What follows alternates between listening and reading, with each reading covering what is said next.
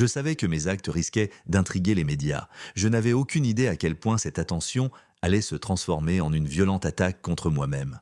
L'enveloppe ressemblait à un dossier en papier craft, discret, de ceux qui passent de mains gantées à d'autres dans des salons lambrissés où s'écrivent et s'enterrent les véritables histoires des nations. Un matin comme les autres, la reine Camilla se trouvait dans un salon de Clarence House.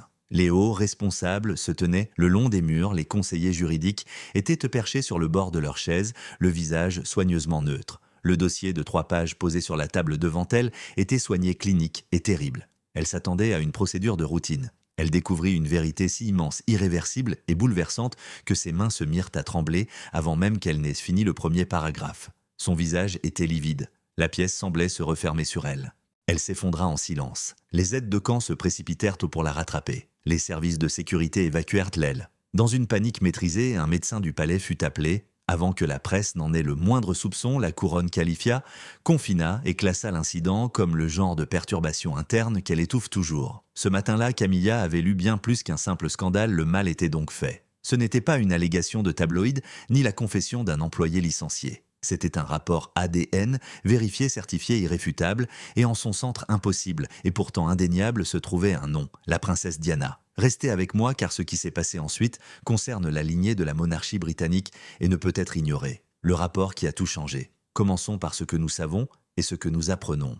Un homme d'une trentaine d'années nommé Sujet Seta a soumis un échantillon d'ADN à une célèbre société privée de généalogie et de parenté basée à Genève au début de l'année 2025. Sa demande semblait ordinaire. Il était né adopté. Ses parents biologiques étaient inconnus. Il cherchait ses antécédents médicaux, un contexte, le genre d'identité que la plupart d'entre nous tiennent pour acquise dès l'instant où l'on nous remet notre acte de naissance. Il ne voulait pas faire la une des journaux. Conquérir le trône n'était pas son objectif. Il se cherchait lui-même. Le laboratoire a renvoyé un résultat que personne dans ce bâtiment n'avait jamais vu auparavant. Les résultats étaient clairs, il n'y avait pas de parenté proche. Une correspondance maternelle à 99,9% a été établie avec Diana Frances Spencer, la princesse de Galles, âgée de 36 ans, décédée dans un tunnel à Paris en 1997. Choc mondial. La Grande-Bretagne pleure, Diana princesse de Galles. Les techniciens de laboratoire ont d'abord supposé qu'il y avait eu une erreur, une contamination, une erreur d'étiquetage, une erreur administrative catastrophique. Ils ont répété le test. Les données ont été comparées aux données génétiques publiées de Diana, son profil médico-légal posthume pour l'identification. À chaque fois, le résultat était le même. Il partageait incontestablement son ADN. Conscient de la gravité de ce qui se trouvait sur son bureau, le directeur du laboratoire a pris une décision qui a déclenché toute la chaîne d'événements. Il a discrètement appelé un informateur du MI5, un canal parallèle pour les questions sensibles d'identité nationale. En quelques jours, des membres de l'équipe juridique royale sont arrivés à Genève. Des accords de confidentialité ont été signés. Toute personne ayant eu accès au dossier a reçu un contrat de non-divulgation. Le sujet septé a été discrètement surveillé, communication déplacement, activité informatique et tout le reste. Il est inoffensif selon une source impliquée dans l'opération, il est imprévisible. Et l'imprévisibilité est dangereuse. Par une matinée paisible, Clarence House a reçu le rapport dans un colis anonyme. Camilla s'attendait à des briefings plus classiques. Il n'y avait pas lieu de se préparer à ce qu'il contenait. À la 3e page, la pièce était en désordre. Un nom 3 pages et un royaume en chute libre. Les mois de Diana ont disparu. La chronologie. Le palais ne s'est jamais expliqué. Pour comprendre comment cela est possible, il faut remonter en arrière. Avant que Diana ne devienne la femme la plus photographiée au monde, avant les contes de fées, avant le chagrin, Paris avant le tunnel. Même durant ces premières années, il y avait des lacunes dans l'histoire, des fragments de temps inexpliqués. Des moments qui se sont glissés dans le récit royal soigneusement orchestré sans aucune explication entre les fiançailles de Diana avec Charles en février 1981 et la naissance du prince William en juin 1982. Moins d'un an après le mariage, William est né. Sur le papier, les absences durant cette période semblent logiques. Le palais a fait état de stress, de fatigue et d'adaptation à la vie publique. Des amis ont évoqué la douleur et la sensibilité face à la pression médiatique. La version officielle était que Diana jeune et submergée par l'attention de la presse souhaitait prendre du recul. Mais un examen plus attentif de la chronologie révèle un problème. À cette époque, Diana était censée honorer ses engagements, représenter la couronne et devenir princesse de Galles. Au lieu de cela, ses apparitions publiques ont été annulées. Ses voyages à l'étranger ont été reportés. Son retrait de la vie publique est survenu au moment même où l'on attendait qu'elle y entre. Le palais a déclaré qu'elle était fatiguée bien que l'épuisement conduise rarement à une absence prolongée des activités publiques. Des initiés de la famille royale l'ont murmuré mais jamais pour publication. Diana avait un profond attachement émotionnel avant ses fiançailles. Quelqu'un proche du palais de confiance est présent lors de ces moments les plus vulnérables. Ce lien a peut-être perduré lorsque les fiançailles ont été annoncées. Il a peut-être persisté au début de son mariage, avant même qu'on ait eu le temps de respirer, ces rumeurs ont été étouffées. La couronne comptait sur l'image de Diana en tant que mariée royale, innocente, virginale et belle. Qu'elle ait un amant était inconcevable. L'idée qu'elle ait pu avoir un enfant était pour le palais non seulement impensable, mais totalement impubliable. Les questions ont été réduites au silence. Des séances photos soigneusement préparées et des explications diplomatiques ont comblé les vides temporels. Diana n'a jamais évoqué publiquement cette période, que ce soit par amour, par devoir ou par peur. Elle a continué d'avancer, elle a épousé Charles, elle a eu un fils. Elle a joué son rôle tout en étant rongée par le mal, mais ces mois manquants n'ont jamais disparu. Ils formaient une petite écharpe discrète dans la temporalité royale souffrant en silence. Après des décennies, ils font l'objet d'une enquête minutieuse. Cette solitude ressemble désormais à une dissimulation. L'ancienne discrétion royale ressemble désormais à un effacement planifié. Qu'aurait fait le palais si Diana était tombée enceinte avant William? Qu'aurait été prête à faire cette institution qui a étouffé les abdications, les liaisons et les crises constitutionnelles pour protéger son image au moment le plus critique de toute une génération? 750 millions de personnes dans le monde ont assisté au mariage du siècle. Connaissant le fonctionnement de la maison royale, la réponse est tout ce qu'il faut. Un enfant jamais présenté. Pendant des décennies, l'histoire de Diana a semblé complète. Mariage, maternité, chagrin d'amour, action humanitaire, mort. Ceux qui lisent les Écritures ont mémorisé les chapitres de sa vie. Cependant, un chapitre manque généralement, un enfant jamais présenté, un non-tait, un visage caché. L'existence d'un troisième enfant de Diana, né en secret élevé loin du palais, à qui on aurait donné un autre nom et une autre vie, a longtemps frôlé le discours royal, rejeté comme un fantasme raillé, comme l'obsession de personnes incapables d'accepter que son histoire soit terminée et classée parmi les théories du complot et les délires des tabloïds après la mort de Diana. Lorsqu'elles sont persistantes et constantes, les rumeurs sont rarement fausses. Des initiés de la famille royale ont décrit des moments où Diana semblait porter un fardeau allant au-delà de la douleur de son mariage. Elle a évoqué une perte que je n'ai jamais nommée dans des lettres privées adressées à des amis proches qui ont refait surface au fil des ans. Dans des séances de thérapie divulguées au public, elle a déclaré avoir subi des pressions pour oublier et avoir craint la vérité. Ces propos faisaient apparemment référence à la manière dont la monarchie la traitait ou à la rupture de son mariage avec Charles. À la lumière de ce que nous savons, il semble plus personnel. Des légendes circulaient également au sujet d'une jeune femme envoyée loin du palais pendant des mois. Certains disaient qu'elle avait remplacé Diana pendant son exil public. D'autres affirmaient qu'il existait des liens médicaux informels entre la famille royale et des études expérimentales sur la fertilité. D'autres ont allégué que le matériel biologique de Diana avait été utilisé dans des procédures secrètes sans son consentement. Cela semble peu probable, à moins de prendre en compte l'ADN, car l'homme au cœur de cette histoire élevé à l'étranger, à qui on avait dit qu'il avait été adopté et qui ignorait ses origines biologiques, n'a pas cherché à découvrir cette vérité. Il est tombé dessus par hasard, pour des raisons banales, il a envoyé un échantillon à un laboratoire. Cet homme veut se connaître lui-même. Le laboratoire lui a révélé que sa mère génétique était Diana Francis Spencer, ce qui est incontestable. Il a grandi dans un monde qui ignorait son existence. Il présente des traits troublants, a déclaré le personnel du palais après avoir vu son portrait. La même mâchoire, les mêmes yeux bienveillants et la même légère inclinaison de la tête lorsqu'il écoute attentivement. Il porte son visage sans connaître son nom. Désormais, le monde connaît les deux. La chute de Camilla est son pire cauchemar. La reine Camilla croyait que les fantômes étaient de morts depuis des années. Peu de personnalités publiques modernes ont vécu ce qu'elle a vécu avec un tel sang-froid. Une pancarte de protestation devant les églises des décennies passées à être l'autre femme dans un triangle amoureux à la une de tous les journaux du monde. Elle a attendu pendant que Diana captivait le monde. Derrière son calme en public et ses salutations glaciales, elle souriait. Enfin, après 30 ans de patience, de sacrifice et de détermination silencieuse, elle a été couronnée. Elle a gagné, du moins le croyait-elle. Un document 3 pages et une correspondance à 99,9% ont tout révélé en un matin. Un assistant royal anonyme a déclaré que ce qui s'était passé dans le salon de Clarence House n'était pas beau à voir. Pas de larmes, a répondu l'assistant. La panique s'est emparée d'elle, elle a fait rage. La peur, Camilla a balayé la pièce du regard et a posé une seule question d'une voix timide, tendue et craintive après s'être réveillée. Quelqu'un, n'importe qui, sait-il quelque chose? La science ne la dérangeait pas. La science était incontestable. Elle craignait la réaction du monde et la comprenait mieux que quiconque. Forte de 30 ans d'expérience vécue, Camilla savait que Diana était plus qu'une ancienne princesse ou un terrible personnage historique. La mythique Diana, elle restait. Sa position de princesse du peuple ne pouvait être modifiée ni par un décret du palais, ni par un couronnement. Diana, princesse de Galles, était une célébrité mondiale depuis près d'une décennie en 1997. Le deuil du peuple pour Diana ne s'est jamais transformé en acceptation de son remplaçant. Il était silencieux. La naissance d'un fils portant les traits et l'ADN de Diana ferait grand bruit. Cela ferait l'effet d'une bombe. Camilla savait ce qui allait se passer. La sympathie populaire qu'elle avait gagnée lentement et péniblement s'inverserait du jour au lendemain. Elle avait passé des années à rétablir la confiance, à redorer son image et à convaincre un public sceptique, mais un élan d'émotion pour la femme qu'elle n'avait jamais vraiment laissée derrière elle effacerait tout cela. Peu importait qu'elle soit reine. Son attente n'aurait aucune importance, le sang de Diana, son enfant, ruinerait tout. L'angoisse de Camilla était à la fois structurelle et personnelle. Si le public acceptait cet homme comme elle le croyait, le roi Charles serait confronté à une pression énorme,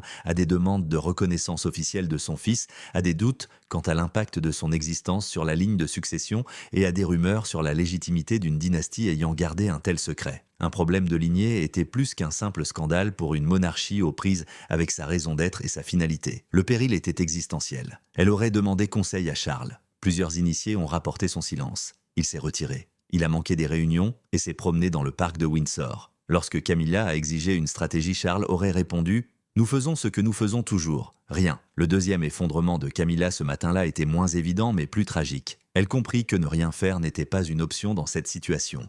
Capitulation, le palais est bouclé et s'effondre. Cette révélation donna lieu à une véritable leçon de gestion de crise institutionnelle et de ses contraintes. Quelques heures après l'effondrement de Camilla, un groupe restreint et étroitement contrôlé de conseillers de haut rang activa le protocole de Windsor, une procédure d'urgence rarement invoquée conçue pour ce genre de situation, une vérité dangereuse qu'il ne faut pas laisser se répandre. Les copies, saisies du rapport ADN, furent comptées. L'équipe juridique royale a contacté le laboratoire de Genève, versé une somme à 7 chiffres et imposé une interdiction de divulgation permanente.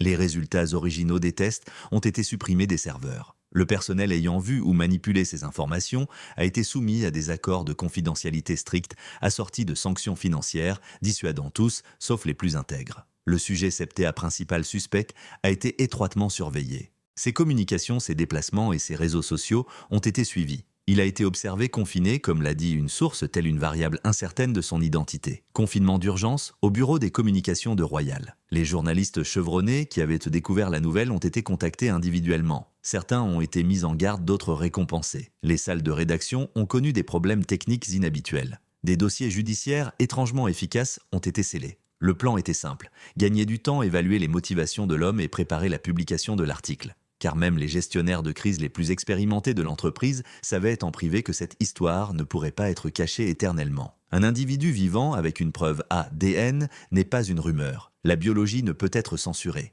Il est important de noter que tout le monde au palais n'était pas d'accord sur la manière de procéder. Le rapport existait depuis des semaines avant que le prince William n'en soit informé et il était discrètement outré. Kate, comme toujours, a appelé au calme tout en demandant pourquoi elle et son mari avaient été tenus à l'écart d'une affaire aussi importante pour leur famille. Certains membres de la famille royale de haut rang estimaient que garder le secret plus longtemps serait désastreux. Fidèle à son habitude, la princesse Anne a déclaré sans détour « Nous avons enduré pire, mais nous n'avons jamais survécu au retour de Diana ». La vidéo qui a bouleversé le monde ? Il n'était qu'une ombre, un nom dans un dossier scellé, surveillé et contenu pendant des semaines par l'opération de gestion de crise royale la plus avancée de l'histoire. Une vidéo a été mise en ligne par une fraîche matinée de printemps. Il n'y avait ni logo, ni société de production, ni marque médiatique. Un homme d'une trentaine d'années est assis dans une petite pièce avec une bibliothèque et une photo encadrée de la campagne anglaise. Ses vêtements étaient simples. L'homme murmura doucement. Il fixait la caméra droit dans les yeux, avec la sérénité de quelqu'un qui s'était longuement préparé à ce moment et avait conclu que la vérité n'avait pas besoin d'être mise en scène. « Je ne suis pas né pour faire la guerre », il déclara. « Je suis né sans nom, ni histoire, mais je crois que je les ai trouvés. » Il ne revendiqua aucune autorité. Il ne demanda pas la reconnaissance du palais. Il ne mentionna pas les résultats d'ADN. Il n'accusa personne. Il a dit « Ma mère s'appelait Diana », en une seule phrase qui a été diffusée dans le monde entier en moins d'une heure. Elle voulait probablement que je sache que la vidéo avait été publiée sur un site web privé et diffusée anonymement en quelques minutes. Avant même que l'équipe juridique du palais ne la repère et n'en demande le retrait, elle avait été téléchargée, copiée et traduite en 37 langues. Sur toutes les plateformes simultanément. Il a été partagé par des chefs d'État, des enfants, des journalistes et des personnes au cœur brisé qui n'avaient jamais cessé d'aimer la femme qu'ils revendiquaient comme sienne. La ressemblance physique a figé les gens sur place. Son regard bienveillant, légèrement baissé la ligne de sa mâchoire, et l'inclinaison de sa tête lorsqu'il s'interrompait pour choisir ses mots étaient exactement comme les siens. Plus tard, les employés du palais ont qualifié le film de troublant, comme si elle était revenue. Il a poursuivi d'une voix posée. « Je ne désire pas le statut royal, je ne veux ni terre ni cérémonie, je veux que tout le monde sache que maman existe en moi, que son amour était réel et que je n'ai jamais été un secret juste quelqu'un qu'ils avaient oublié. » Aucune mention du roi Charles de Camilla ou de revendications juridiques, juste un homme réclamant son héritage en termes simples. La réaction du public a été rapide et massive. Toutes les plateformes se sont enflammées de hashtags, de ceux qui avaient toujours deviné l'histoire de Diana à ceux demandant la divulgation des tests ADN, en passant par d'autres, appelant William et Harry à reconnaître officiellement leur frère. Les sections de commentaires étaient chargées d'émotions. William et Harry évoquent le fait d'être la fierté et la joie de leur mère. Le débat a fait des vagues à travers la Grande-Bretagne, le Commonwealth et le monde que Diana a touché. Il a conclu sa déclaration en s'adressant à la mère qu'il n'avait jamais rencontrée et non à la monarchie aux caméras ou aux millions de téléspectateurs. « Je n'ai pas besoin de trône. Tout ce dont j'avais besoin, c'était la vérité. J'espère qu'elle sait que je l'ai trouvée. » Pour la première fois depuis le 31 août 1997, le monde n'a pas seulement pleuré Diana lorsque l'écran s'est éteint. Ils ont découvert sa personnalité cachée. Le monde réagit à la situation difficile de Harry. Aucun plan de communication du palais n'avait anticipé ce qui s'est passé 48 heures après la diffusion de la vidéo. L'intrigue est devenue intime et humaine plutôt que monarchique. Il s'agissait de deuil.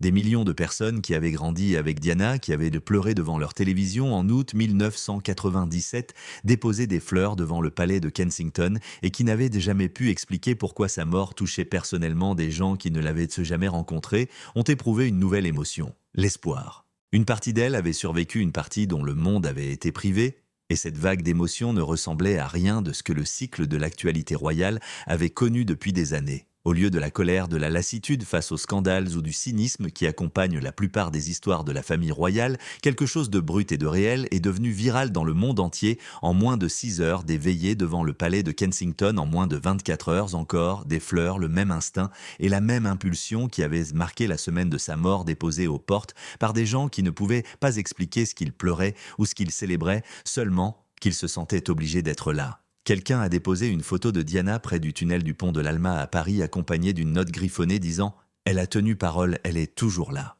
L'histoire a fait la une des médias américains, français, australiens et indiens avec une unanimité que les observateurs de la royauté n'avaient pas vue depuis l'enterrement. Des émissions de débat y ont consacré des épisodes entiers. Les implications constitutionnelles du fait que l'enfant biologique de Diana soit exclu de la ligne de succession ont été discutées par des juristes dans des émissions d'actualité. On a demandé à des théologiens si le rôle de l'Église d'Angleterre au sein de la monarchie pouvait justifier un tel secret. À travers les veillées, les hashtags tendances, la couverture internationale et les débats constitutionnels, Harry était le nom que personne, à l'intérieur ou à l'extérieur du palais, ne pouvait ignorer. Le monde n'avait jamais cessé d'attendre que Diana lui apporte quelque chose de nouveau. Son fils cadet savait comment faire entrer la réalité de Diana dans une société contrôlée par le palais. Harry a écrit sur l'absence de sa mère. Il a décrit comment le deuil familial était contrôlé par l'institution. Après sa mort, les Windsor ont été plongés dans le silence, comme il l'a écrit dans ses mémoires. Ne plus parler à leur mère au téléphone cette dernière conversation le jour de sa mort est tout ce qu'ils auraient pu voir. Il a tenté pendant des décennies de briser ce silence. Il y avait peut-être un frère, un homme avec le physique de leur mère, son ADN et cette légère inclinaison de la tête lorsqu'elle écoutait. Quelqu'un qui ne recherchait publiquement ni titre, ni terre, ni cérémonie. La vérité est rien que la vérité. Harry a été surpris mais pas étonné selon certaines sources. Un homme qui avait passé des années à documenter le visage public et la réalité secrète du palais n'était pas surpris que l'institution ait dissimulé quelque chose de cette ampleur. Selon ses sources, cette ressemblance le troublait. Il regardait la vidéo en boucle, a fait remarquer quelqu'un. Il se contentait de regarder. On ne sait pas si Harry s'exprimera publiquement. William, lié par une loyauté institutionnelle que son frère n'a jamais acceptée, trouvera-t-il le moyen de concilier son rôle de futur roi et son identité de fils? Cela reste également inconnu. Ce que ces deux hommes feront ensuite pourrait définir l'avenir de la monarchie plus que n'importe quel instrument constitutionnel ou loi de succession. L'institution peut survivre au secret, elle en a survécu à bien d'autres. Un secret dont le visage humain ressemble à sa femme la plus adorée est intenable. Les conséquences, une monarchie instable. Les lustres de Buckingham Palace brillent toujours. Les gardes continuent de défiler. La couronne repose sur son oreiller de velours à la tour de Londres depuis des générations brillantes et immobiles. Mais sous ces surfaces polies et d'apparence immuable, les fondations ont bougé. Camilla est restée à l'écart après la vidéo. Les responsables du palais ont déclaré qu'elle se reposait. Officieusement, des sources proches ont décrit une femme brisée. Son étonnante sérénité acquise par l'entraînement qui l'avait aidée à traverser 30 ans de mépris public s'est finalement effondrée sous le poids de quelque chose auquel elle n'était pas censée résister. Pas une attaque de la presse à scandale, pas une manifestation, pas de conflit avec les mémoires d'Harry ou le scandale d'Andrew, un fils au visage de Diana. Selon Diana, la réhabilitation de Camilla, l'érosion de la résistance publique et le couronnement ont tous été façonnés par une femme décédée depuis près de 30 ans. Elle l'avait toujours su. Elle s'en était accommodée, ou du moins suffisamment pour fonctionner. Elle pensait, ou avait besoin de croire, que les ombres ne pouvaient pas s'épaissir. Elle s'est trompée. Des amis affirment que le roi Charles a rencontré cet homme seul. Juste une pièce calme et une personne portant la signature génétique de la femme que Charles a aimée perdue et à laquelle il n'a jamais tout à fait échappé. Pas de caméra d'assistant ni de compte-rendu officiel.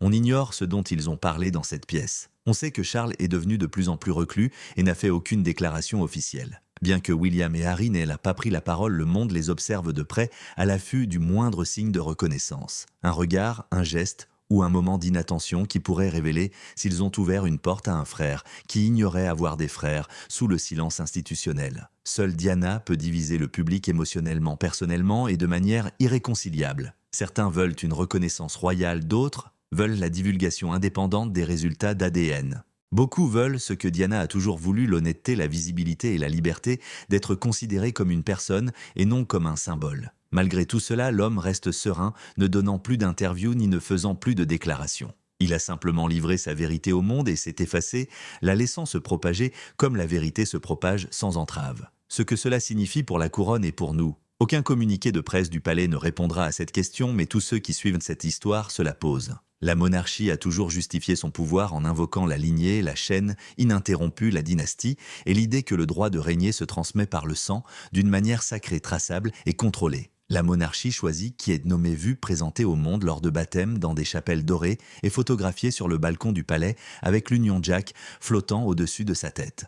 Quand les lignées s'opposent, de que se passe-t-il? Le fils secret de Diana a fait quelque chose de plus simple et de plus déstabilisant que de revendiquer un trône, d'engager une équipe d'avocats pour faire valoir ses droits de succession ou de contester le règne de William ou de Charles. Il a dit la vérité calmement, directement, sans mise en scène, et ce ton, cette voix et ce regard ont causé plus de tort à l'image soigneusement entretenue de l'institution que n'importe quel scandale de mémoire récente. Non pas parce qu'elle révèle des actes répréhensibles pouvant faire l'objet d'une enquête et être classés, mais parce qu'elle soulève une question à laquelle on ne peut répondre et qui ne peut donc être mise de côté. Qu'est-ce d'autre la couronne a-t-elle jugé inutile? La question se répète, elle s'étend sur le passé et l'avenir de l'institution. Elle se situe entre ce que le palais montre et ce qu'il cache, et elle est désormais irréversiblement ancrée dans la conscience publique. Camilla retrouvera peut-être son sang-froid, le palais gérera probablement les retombées immédiates, les protocoles seront respectés, les récits seront façonnés et les discours contrôlés, et la réputation royale continuera comme si de rien n'était.